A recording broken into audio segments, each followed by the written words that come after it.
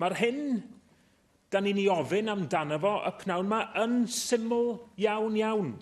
Fel da ni wedi glywed, mi gafodd 283 o bobl yng Nghymru i heintio efo hepatitis C neu HIV ar ôl derbyn cynnyrch gwaed wedi heintio yn y 70au a'r 80au. Mae 70 o'r rheini wedi marw bellach.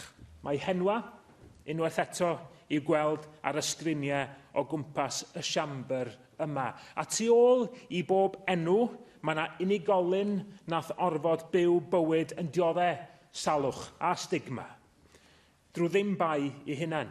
A tu ôl i bob enw, mae yna deuluoedd sydd wedi gorfod galaru drwy ddim bai eu hunain.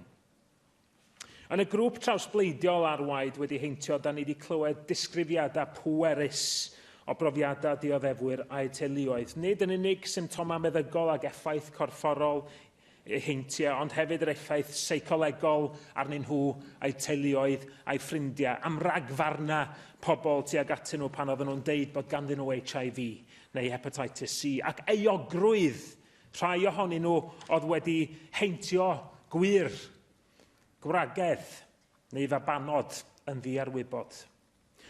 Oherwydd hynny, ffactora fel hyn, mae llawer wedi dewis dioddau yn dawel, ond i ddwysau y dioddefaint, mae llywodraeth ar ôl llywodraeth hefyd wedi dewis aros yn dawel, a gwrthod datgelu neu fynd at wraidd beth yn union aeth o'i le a pham. Mae dioddefwyr a'u teuluoedd yn haeddu cael gwybod ac maen nhw'n haeddu cael cyfiawnder.